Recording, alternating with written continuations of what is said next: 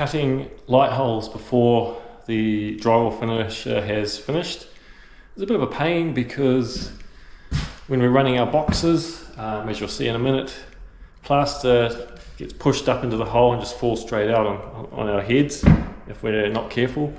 But also, don't really understand why electricians want to cut the holes before we've done our plastering.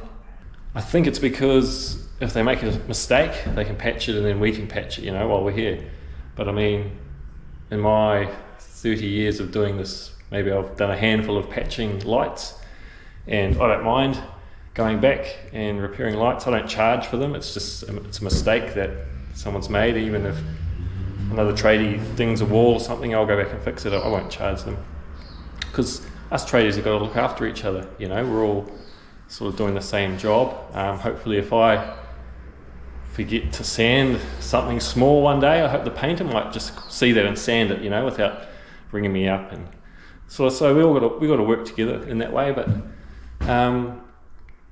probably 60% of electricians I talk to don't mind leaving the light holes till after I've finished, and then they cut them.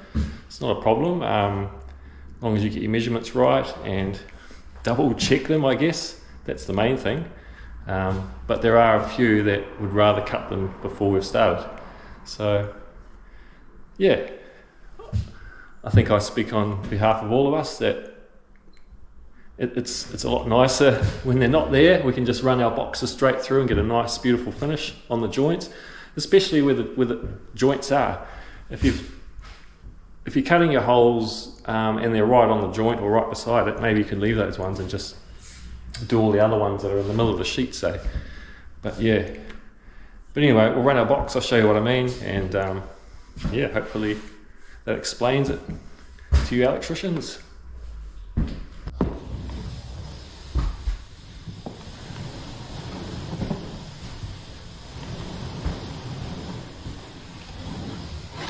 So you might be watching this thinking, it's not too bad, you can just go around it and go over the holes and it's all fine.